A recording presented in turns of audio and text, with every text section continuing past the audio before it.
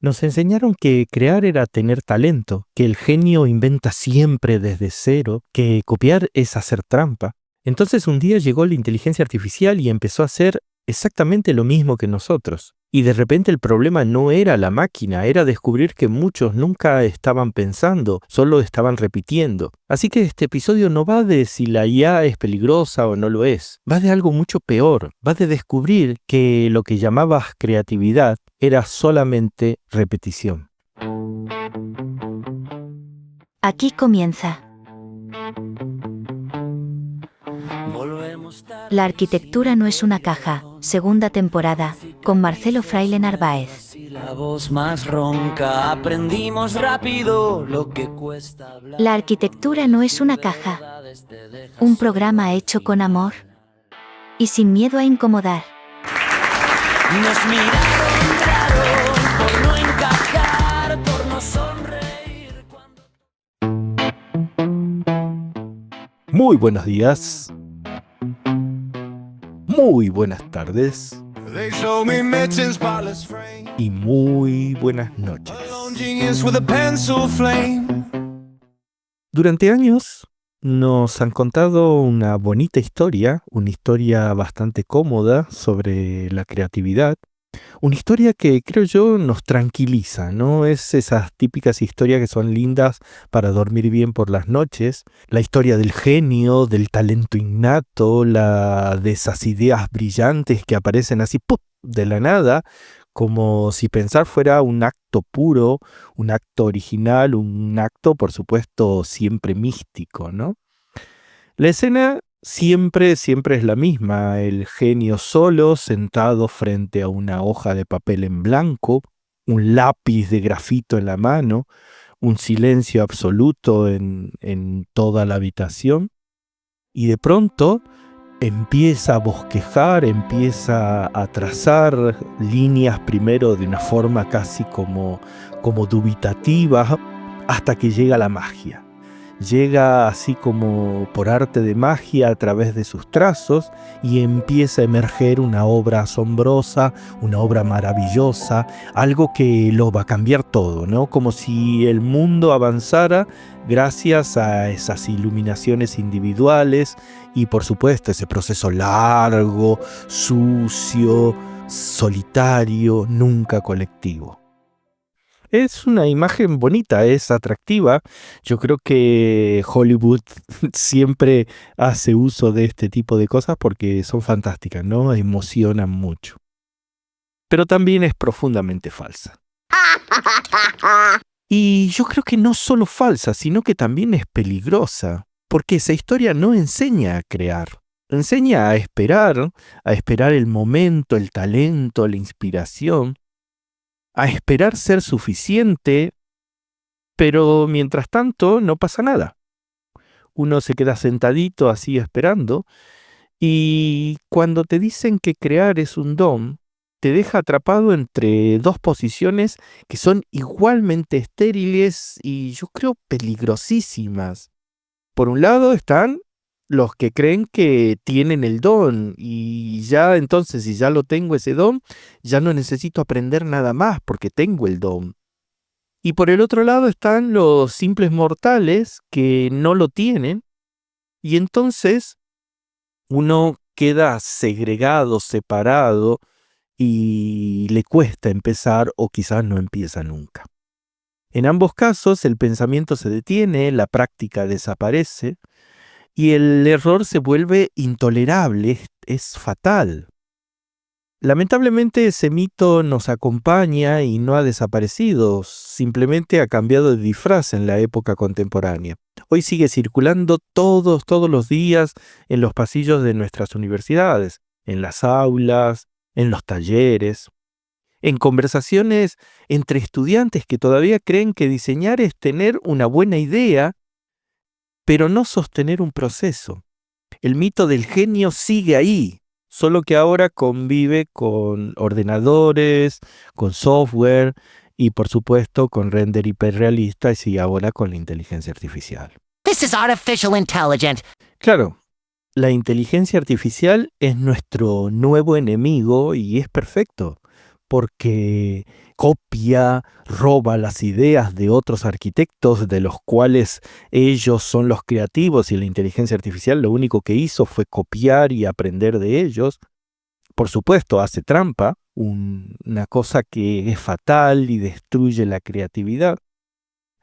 En resumen, el pánico es inmediato, es un pánico casi moral, como si alguien hubiera profanado el templo sagrado, hubiera abusado de las vírgenes vestales, de la sabiduría, del lápiz, del grafito. This is so funny. Y como si la creatividad por fin, al final de todo esto, termina siendo contaminada por lo digital, ¿no? Lo curioso es que todo ese miedo se apoya en una amnesia colectiva bastante conveniente. Y es que todos aprendimos copiando. Nadie aprendió a dibujar sin copiar dibujos. Nadie aprendió a proyectar sin repetir soluciones que eran soluciones ajenas. Nadie aprendió a pensar desde cero. Pensar siempre fue un proceso de apropiación, de ensayo, de repetición, de corrección. Nunca jamás hubo una hoja en blanco, nunca.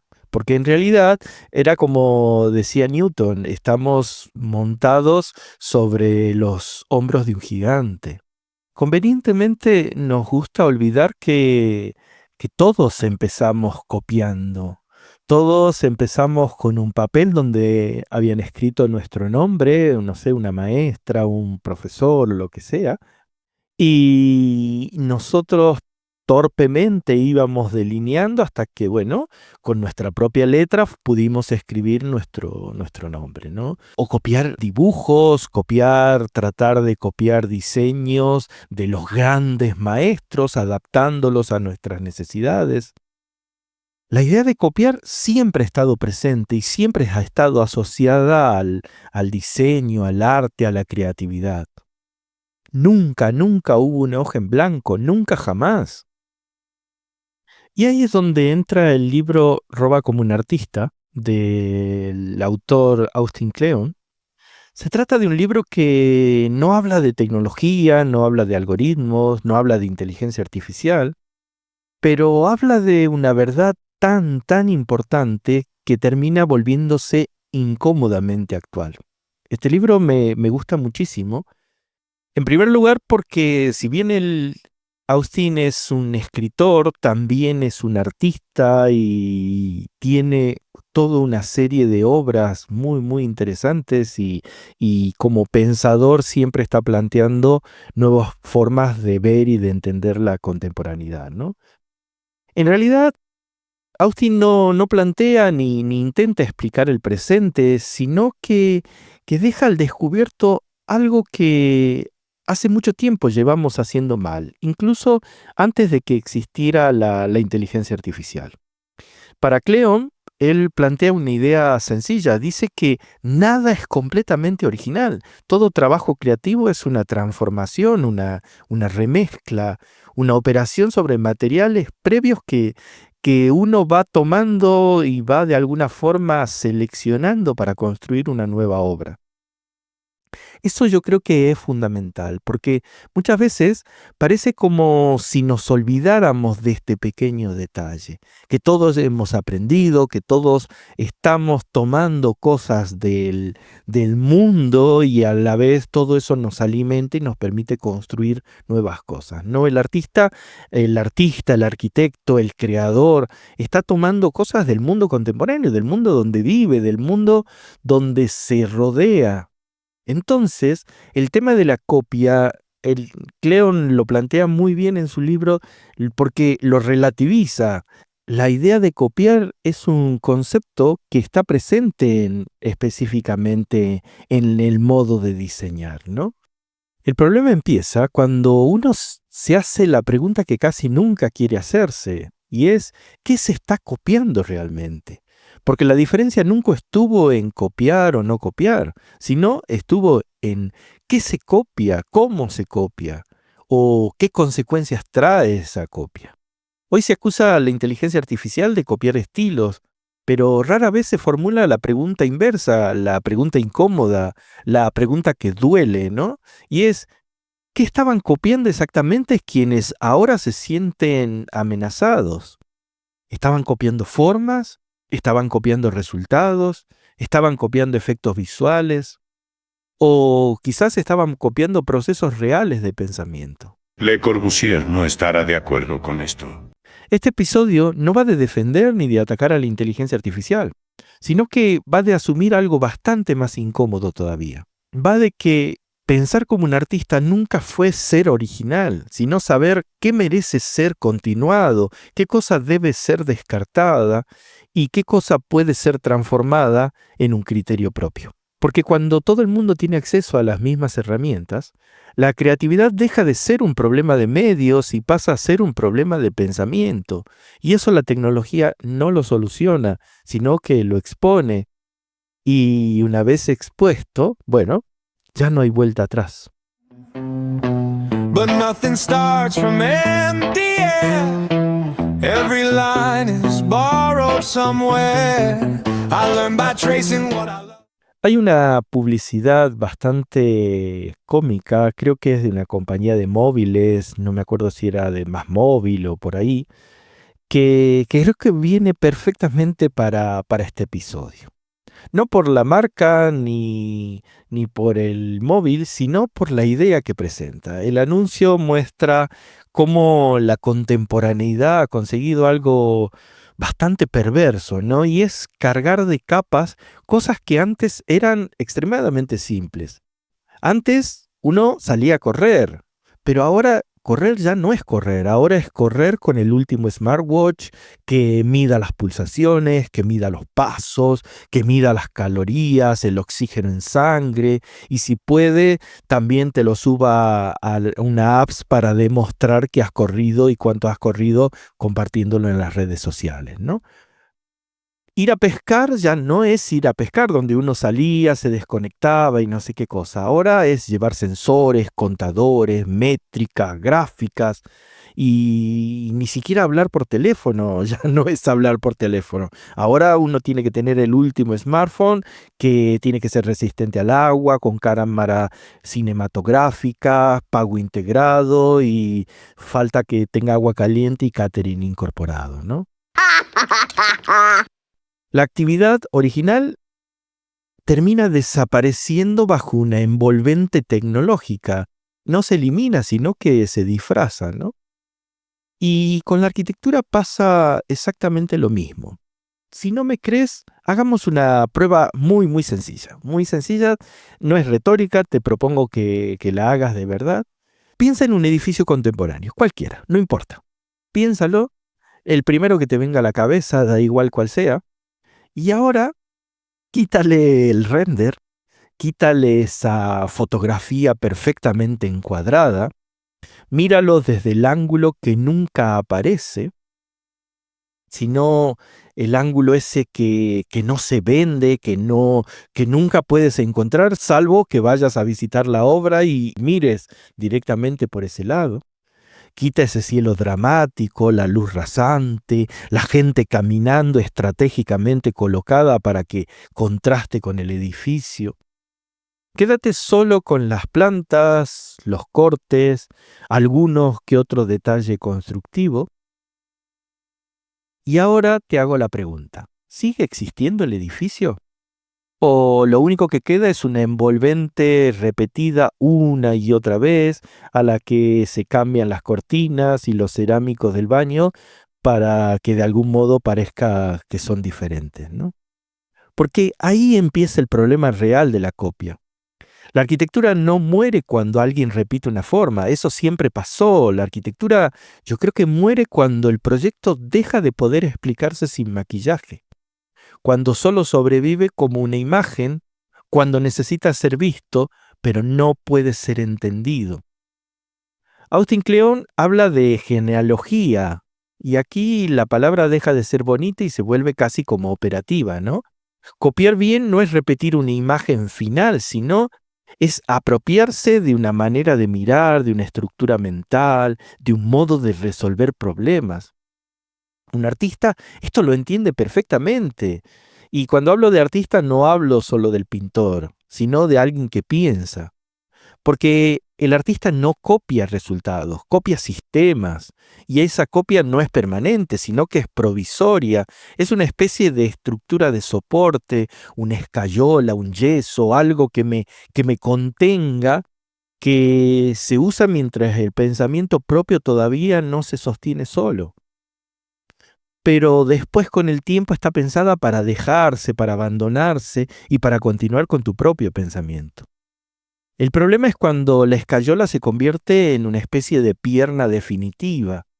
Yo creo que en arquitectura esto es brutalmente claro, aunque se intente disimular, ¿no? No robas una fachada, robas en realidad una lógica estructural. No robas una curva, robas una relación entre fuerzas, entre materiales y continuidades. Creo que un ejemplo fantástico de la idea de copiar, pero en el copiar en el sentido artístico, arquitectónico, es cuando miras el caso de Big, ¿no? No porque te guste o no, sino porque incluso ellos lo dicen abiertamente cuando hablan de reinterpretar, por ejemplo, el Palacio Florentino en la Eight House. No están copiando una forma histórica, están robando una lógica espacial, una manera de organizar programas, una manera de organizar recorridos, una manera de organizar secciones. Eso es fantástico, eso es genialidad operativa, no es un collage estético. Esa es la idea de la copia. Amazing. Pero, sin embargo, durante décadas se ha premiado exactamente lo contrario. La copia de la superficie, el estilo, la firma, la apariencia reconocible. Claro, eso funcionó mientras copiabas formas que requerían tiempo, requerían oficio, requerían esfuerzo, mientras había esa especie de fricción, mientras no cualquiera podía hacerlo. Pero en el momento que una máquina puede generar esas superficies en segundos, el truco se acaba. La inteligencia artificial no ha traicionado la creatividad, ha traicionado la pereza. De repente quedaba claro quiénes habían construido un sistema propio y quiénes habían estado viviendo de una estética prestada. Porque si tu trabajo se reduce a producir una forma reconocible, entonces no es tan distinto de un modelo entrenado para repetir patrones. Eso duele, claro que duele, porque obliga a replantearlo todo.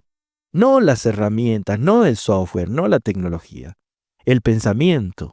Porque si tu tarea como diseñador era repetir una cáscara vacía que lo único que hacía era mover una ventana, mover otra, ponerle un color distinto, entonces no estabas desarrollando un sistema. I never wrote, so don't call it fake, don't call it theft. It's how the spark survives the drift. I take the bones, not the skin. I take the logic from within. Y sí, como ya te lo estarás imaginando, aquí entra la caja. No como forma, sino como síntoma. Otra vez la burra al trigo. La caja no es neutral, no es inevitable, no es racional por defecto. La caja es la forma perfecta para copiar sin entender absolutamente nada, porque es barata cognitivamente, no exige que comprendas profundamente las fuerzas, ni el clima, ni las relaciones espaciales complejas. Además, tiene la ventaja de que se enseña rápido, se dibuja rápido, se calcula rápido y, por supuesto, se construye también rápido. Siento el poder de Le Corbusier en este lugar. Pero lo más terrible es que también oculta el pensamiento. Por eso nuestras ciudades no son sistemas, sino que son una especie de acumulaciones, ¿no? Aglomeraciones de cajas, muchas veces que no dialogan ni siquiera entre sí, que no explican nada a quienes la habitan, que no enseñan cómo funcionan, no transmiten procesos, son solo volúmenes, una especie de, de presencia de masa. Históricamente, copiar significaba observar cómo se hacía algo, ver cómo se levantaba un muro, cómo se resolvía una carga, cómo se organizaba un espacio. Copiar implicaba tiempo, implicaba fricción, implicaba comprensión. No se podía copiar sin aprender el camino. Hoy, lamentablemente, copiamos resultados sin ver el proceso. Y eso cambia radicalmente la naturaleza del aprendizaje. La caja se repite no porque sea buena arquitectura, sino porque permite construir sin pensar demasiado. El que piensa, pierde. No sé, yo me imagino que usamos la caja a veces como una especie de tupper en la cocina, ¿no? Para esos tuppers para guardar comida en la nevera. Metemos dentro lo que sea, ¿no? Da igual si son pastas, una porción de pizza o las croquetas de la abuela, no importa. Se guarda, se tapa, se apila dentro de la nevera, un tupper encima de otro y listo, asunto resuelto. Con los edificios contemporáneos pasa exactamente lo mismo. Cogemos la caja, le metemos cualquier programa, no importa si es vivienda, si es oficina, hotel, escuela. La cerramos muy bien, la apilamos en una estructura mayor y listo, tenemos una arquitectura contemporánea. Funciona. No me hago más preguntas, no necesito entender nada más. Tengo la nueva obra de arquitectura contemporánea que va a ser publicada en la revista del próximo mes. Y cuando una forma no exige pensamiento para existir, tampoco lo transmite.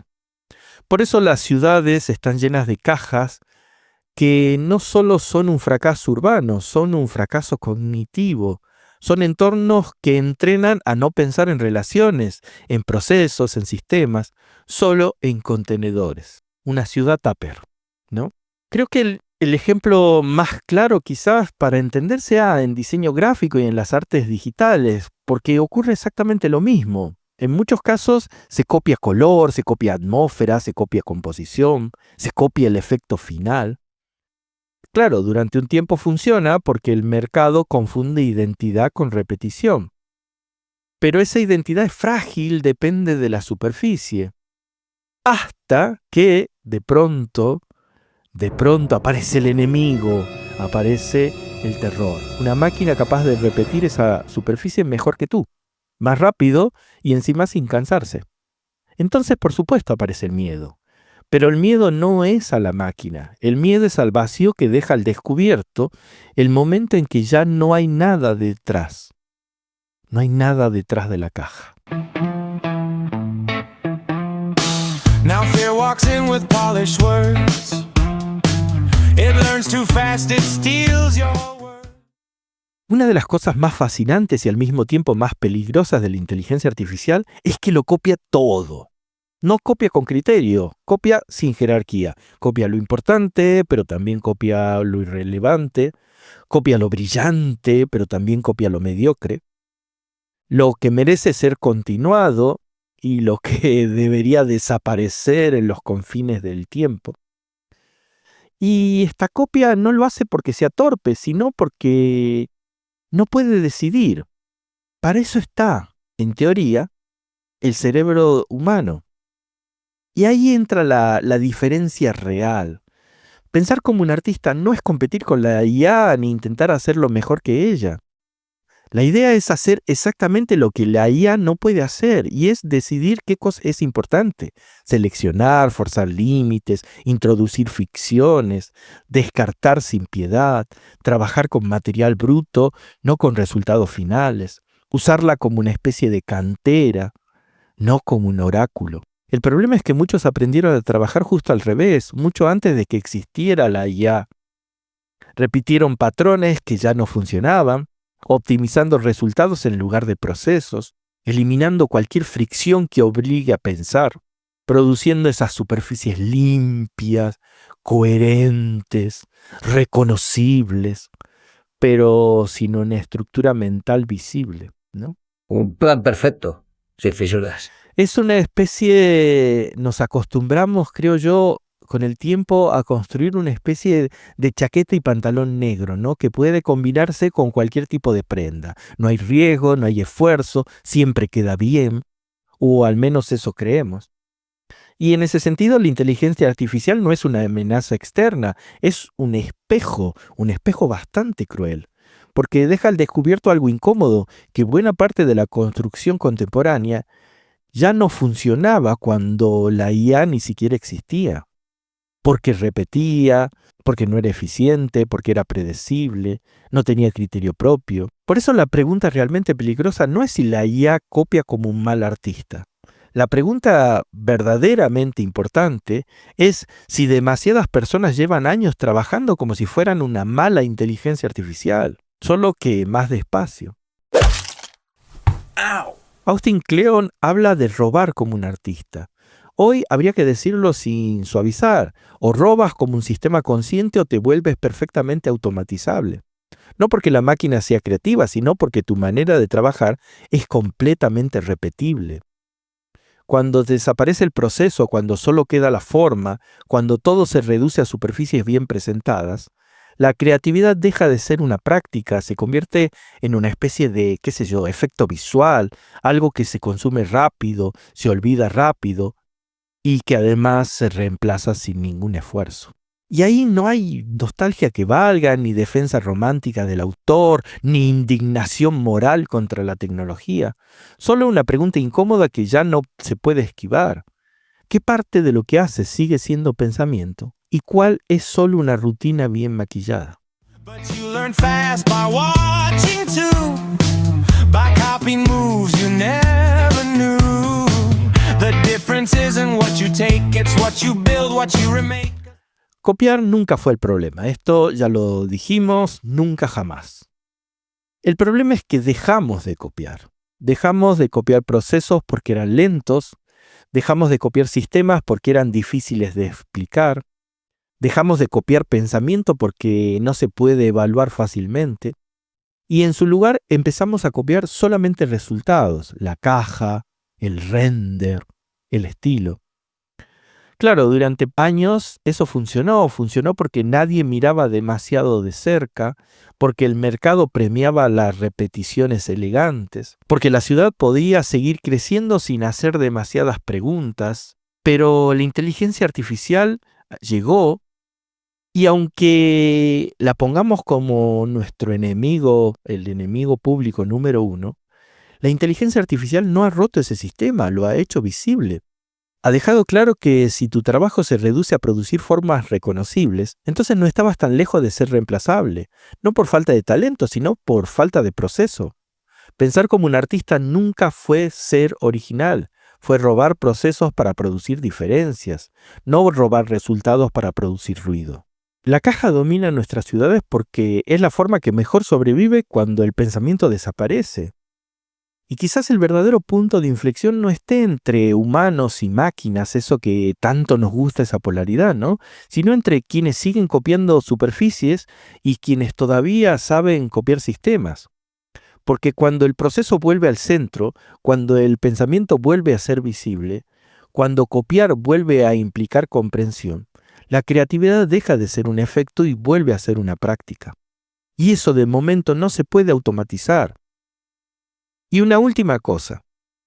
Si algo que nos ha enseñado la historia es que todo aquello que puede hacerse de forma más fácil, más rápida y por supuesto más mecánica, termina haciéndose. No importa que te enfades, no importa que tires tus suecos dentro de las máquinas, va a terminar haciéndose te guste o no.